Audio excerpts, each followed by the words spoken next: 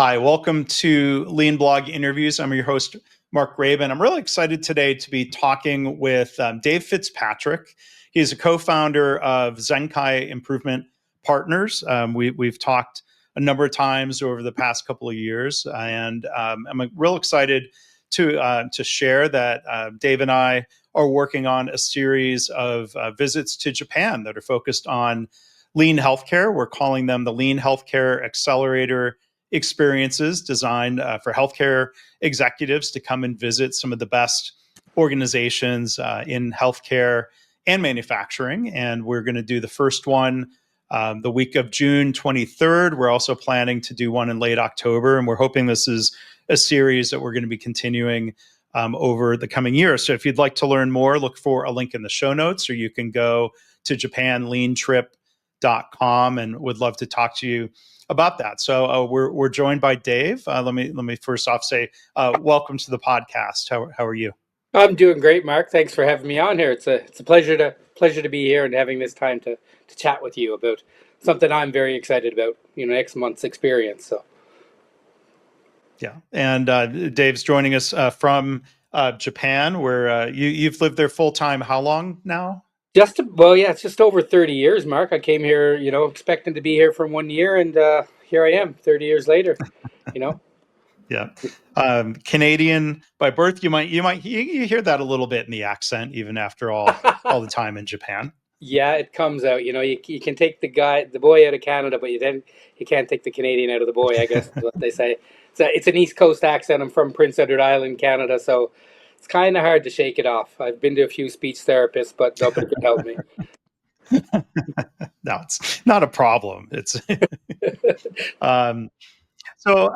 as we normally do here on the podcast, Dave, if I'd like to ask people their origin story when it comes to Lean or Kaizen or the Toyota production system. I mean, what's your story about how you got involved in all of this? Yeah, sure, Mark. It's not that exciting of a story, to be honest. I was working quite a few years ago. I was working in an aeronautics department at a local university here. Believe it or not, that is not my background, but that was the program I was put into to help people train to be able to pass aircraft maintenance engineers tests. And that got me into working with some people in engineering, and that led to connections to people in automotive. And at one point, I had an opportunity to help out on a project in that field, and that just led to other doors opening. I was lucky early on to really apply myself to learning the language. I won't use the word master, but I will. I've got a very good grasp on the language and the cultural aspects of the Japanese language. So that really helped out. And then just I guess around I guess it was about 14 or 15 years ago, a local consulting company asked me to come on with them and be their guy on the ground, basically, in driving some of their lean initiatives and also their study tours into Japan. They were doing a lot of experiences into Japan as well. I guess they were called tours back then, and yeah, I was, I guess, the leader of a lot of those tours, and that's kind of how I got to where I am today. That's the starts, the roots. I know from our conversations, this has become a topic of really kind of a really important topic for you of helping expose people to these practices in Japanese organizations. I mean, what are some of the things that you've learned that stand out most to you in visiting, helping people organize tours, manufacturing focus groups, and visiting hospitals and manufacturing companies? Like, what is this, as you were looking at this with new eyes? Like, what were some of the things that first really stood out to you? It's a very interesting question, and I'm going to try to give the most concise answer I can. But I was kind of like my experience learning what manufacturing is and how it is driven, how it is controlled and managed, came all over here in Japan. And learning from a lot of people in North America. I do a lot of work up on the east coast of Canada, trying to help people in the manufacturing space become better. And of course, lean is the key word, but there's such a total, I don't want to say it's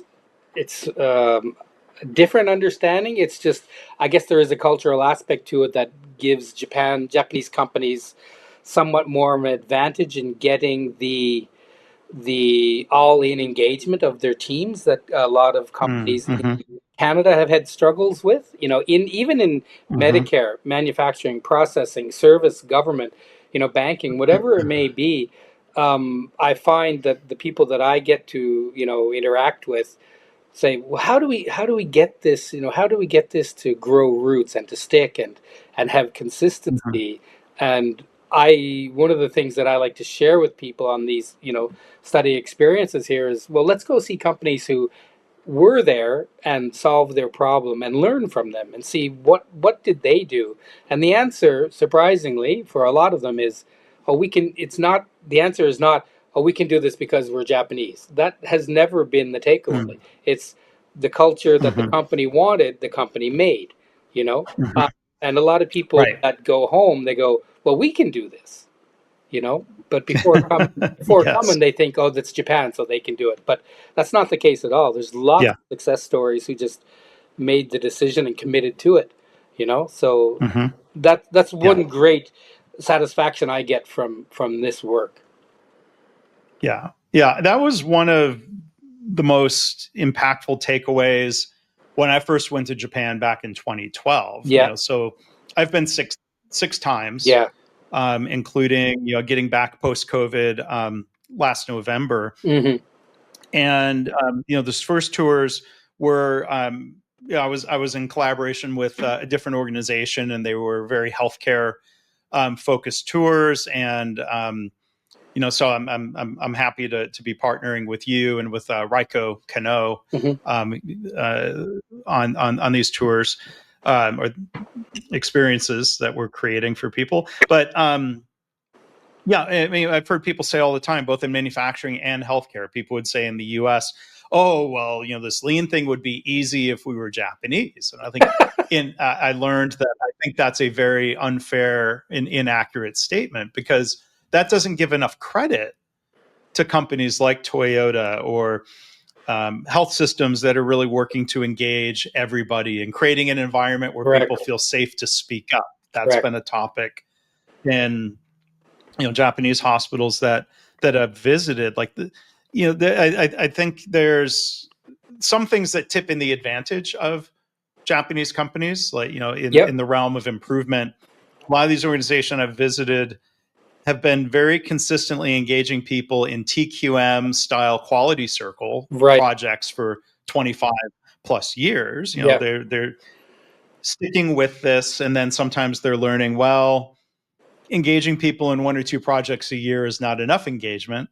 We can also do, Kaizen style improvement and engage people on a more ongoing basis, that they're intentional about creating that. It's not automatic. Yeah. But then I think there are some things, I'd be curious to hear your thoughts back on this, that my understanding of typical Japanese companies tend to be very hierarchical, Of very course. seniority based. People don't feel safe challenging their boss or speaking up, and so I think from that, Toyota has created, between the Andon Cord and other cultural elements, an environment where people do speak up to point out problems so that they can then do problem solving. Hmm. To your point, that's something that's a culture people can be intentional about in the US or other countries. True. Very true. Mark, and I think before this discussion goes any farther, it's probably necessary to point out that not all companies in Japan are doing it right. There are a lot of companies where the hierarchy gets in the way Mm-hmm. of the engagement. That they don't give people the autonomy they need to, Mm-hmm. which is respect. Is what that is, to flourish in their culture, and those organizations don't hold on to people very well. And then there are the Toyotas. There are other Yeah. companies, like Toyota, doing amazing things here, as there are, in other countries, not only in Japan here. But, it's about how do you foster the skill sets, or how do you improve people's skill sets to become, more engaged? How do you give them Hmm. the opportunity to show you what they can do? Like as a manager, how do you find out these person's aptitudes, and find Hmm. the right roles for them, and not throwing people away. People are not disposable, and improvement here is Hmm. never ever connected to an idea of a headcount reduction. It's connected to finding new Yeah. value add for companies, and things like that. So there's no fear behind improvement in a lot of organizations here. It means more money in your pocket at the end of the year because bonuses are paid out with those things, taken into consideration. Unfortunately, what I see a lot of people Hmm. applying that are applying lean or different strategies, it's always, but how do I save money by cutting headcount, which I think is just Yeah. the That total misses wrong the. message. So that messaging isn't sent out here. Yeah. Yeah. Yeah. Mm. Yeah. It misses the point to focus exclusively on cost. Yep. It doesn't engage people. It creates fear. It's counterproductive. So yeah, I mean, when I think of visiting organizations that are focused on flow and customer delivery, Right. Right. um, safety, quality, it all goes hand in hand. One other thing I'm just prompted of thinking back to previous trips, kind of around. I think it's really interesting to try to think through things we're observing within a company. How much of that is company culture? How much of that is maybe Japan culture? Because Right. there are I think some tendencies in these even companies that maybe aren't doing anything Toyota inspired around respect for the customer, Right. or just respect more broadly. And Toyota would use language like respect for humanity or respect for people, at least as it's translated into English. And I think it's fascinating, like to do an experience like this and to be exposed to what it's like being out in in transportation, going to restaurants, going to stores, and to see, like, for example, like the standardized routine of, like, how a store might wrap a purchase because you're going to be giving it as a gift. Like, my understanding is, like, the dedication to standard work is Yeah. maybe culturally sort of high, which might be to your advantage then if you're talking about standard work Yes. in an organization. Very true. And then I think the other thing that stands out is, the respect that comes from the bowing, and not even necessarily just bowing when you greet a person or when you're leaving, but like getting out, a Japanese person getting out of a taxi, and instead of just rushing off, to turn and bow to the taxi Yeah. Guilty. or to the train. Yeah. And Do it all the time. yeah, yeah. So I think it's fascinating to see, like, where some of that might find its way into any company, or where we wonder, is that a Japanese practice or a lean practice? What Yep. I'm kind of rambling there. What are your thoughts No, around great, any of great. that?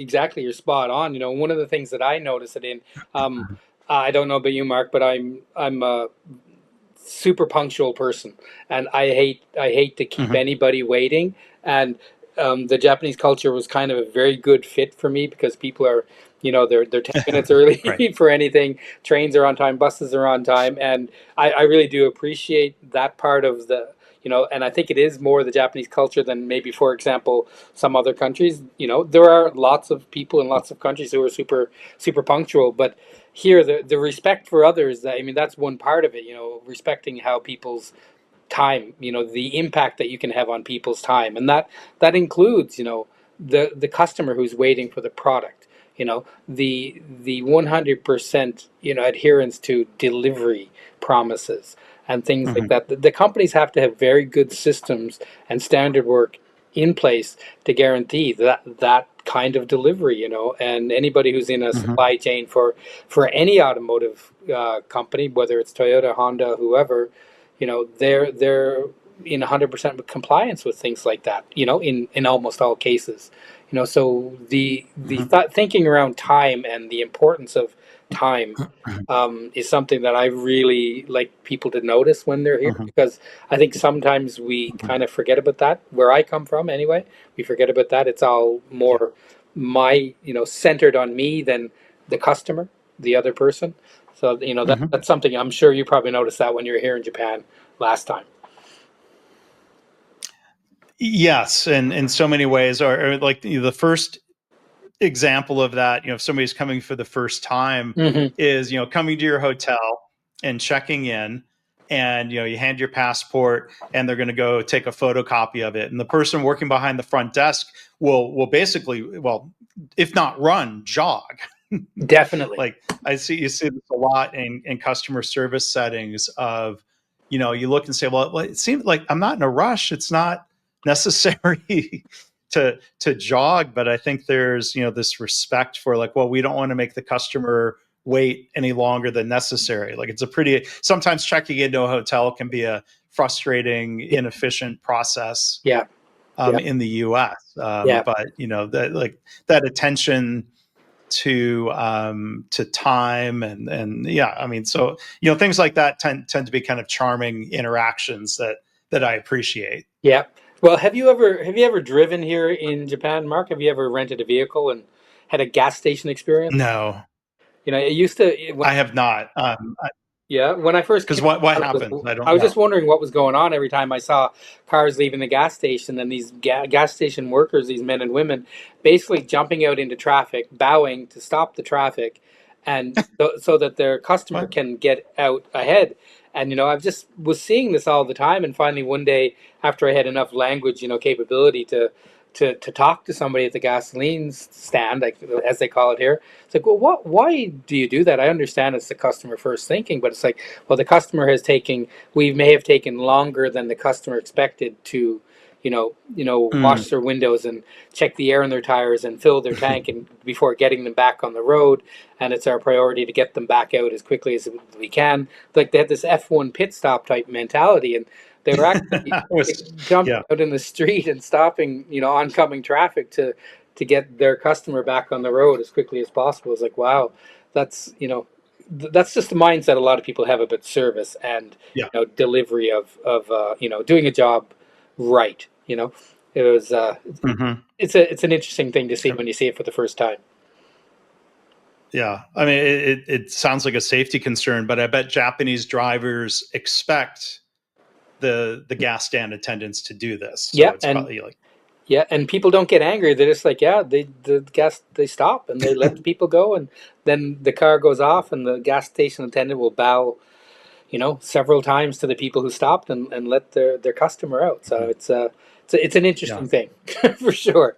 yeah, Yeah. yeah, yeah. So there's so many opportunities to learn. I mean, I learn something every time I go back. Hmm. So if someone's listening and has been to Japan as a tourist, and they want to come back and see things on another level, I think experience like this, to go visit hospitals and companies from other sectors, is a great opportunity. If it's someone's first time, I always recommend, if you can, come in a couple days early, Yes. be a tourist, try to adjust to the time zone difference, Yeah. and kind of take all of that in. Yeah. There are so many fun cultural opportunities around food and beverages, and like, yeah, that's Yeah. And I mean, now is a actually big a very big good. part of the appeal. Yeah, for sure. And now is a very good time to actually come to Japan, because if you have a few extra days, the World Expo is on in Osaka, and that's drawing in really good crowds, and it's a really good experience to get down there and see what all these other countries are doing at their pavilions. And I plan on going there maybe next week or the week after. So I'm looking forward to that. But if Mhm. anybody who's joining us in June had the time on the front end or the back end of their week here, I would highly recommend they plan for that as well. So Yeah, you don't get to come to Japan every year, I'm sure. So if you can make the best of it, you should. yeah, Mhm. yeah. So Yeah, let's also talk a little bit about some of the plans for Definitely. the Lean Healthcare Accelerator Experience. Hmm. And this is a relatively short episode compared to others, but we will. I know you and I will continue the Yeah, I hope conversation so. Hmm. about the trips and what we're learning and what we're experiencing and what's to come. You wanted to highlight again your other co-founder at Zenkai Improvement Partners, Raiko Kano. I met her in my first trip in 2012. Oh, There's a picture I've shared on my blog where we were at a hospital together and she was serving the role of translator, and a Japanese newspaper was there kind of covering the fact that this group from around the world was visiting, yeah. and there was a photo in the newspaper of Raiko and I sitting in the table in the front row Oh, together, great. and so I know firsthand that she's more than a translator. She has a lot of experience with lean implementation Yeah. in organizations in different countries. So her domain expertise and ability to translate. I think there's interpreting the language, but there's also interpreting the lean content, Oh, and I yeah. think making sure that there's an accurate translation, not just the words, but the meaning Yeah. into English is something she does really well. And I'm excited that she's going to be part of this as well. Yeah, yeah, and me too, because to see her in action, I've known Reiko-san for a while, and we co-founded Zenkai together, but we actually haven't been able to work the same Gemba at the same time. So Yeah. in June we'll be able to. I think there's very, very few people who have the set that she does, and like you said, she's not Mm-hmm. just somebody standing there interpreting. Her experience, the depth of the experience that she has is pretty amazing, and that the value Mm-hmm. add that comes from that, during our visits and in the important times between, because there's a lot of learning, you know um, opportunities, buses moving, when you're on the bus moving to another location after dinners in the evenings Mm-hmm. or over dinner in the evenings. There's a lot of stuff that, it's all the cream on top, if you will, and she, Yeah. what she can provide is second to none. So it's gonna be a good week for me Yeah. too because of that. Yeah. Hmm. Yeah. And part of my role is, I don't speak Japanese, but I speak manufacturing You, and I speak healthcare. hmm. So, the plan is to go to, 3 different hospitals, Right. to go to, a medical device manufacturer, pharmaceutical That's right. company. Yeah. Hmm. A pharmaceutical company that So, makes salves, makes balms. So it's kind of a mhm, unique experience for me to see that. So it should be exciting. And also, Mark, yeah. So there's, quality seminar with the former head of mhm, quality in Toyota Motor Corporation is spending a day with us as well. So that'll be a good experience for everyone as well. yeah, yeah. So I'm excited about that. The Gemba time, meeting senior leaders. It's we get treated well as a visitor. They're excited and proud to host people that are coming to learn. Yep. They're happy to share what they're doing, and I've always appreciated the warm welcome that we get. And kind of the final case, I'll try to make for people to go is, you know. Lean principles, the methods, the mindsets are transferable 100%. across national borders, across Hmm. industries. And so I think having a mix of organizations, I think it's important to see hospitals that are maybe not your typical Japanese hospital, because again, lean's not automatic No, you're in Japan. right. Hmm. But there are organizations doing great things around quality and employee engagement and Kaizen.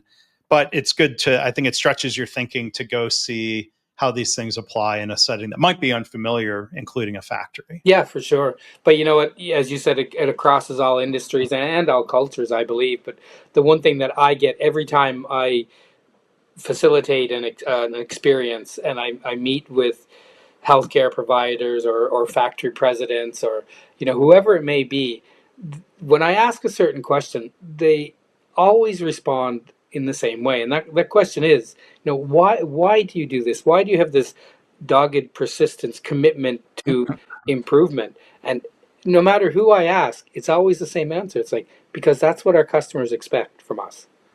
Mm-hmm. And the Mm-hmm. fact that they don't lose sight of what their customer wants is really, really impressive. And Yeah. everybody in their organization is made aware of that and are therefore aware of that and conscious of that in the way they do their job. And that's a pretty interesting Mm-hmm. thing to see.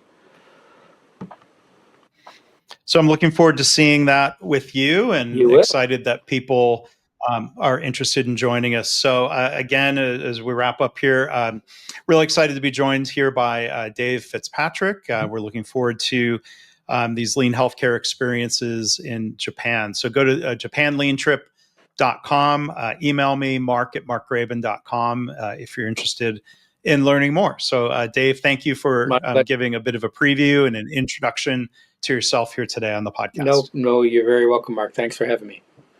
Do it again soon. Okay. Yeah. Take care.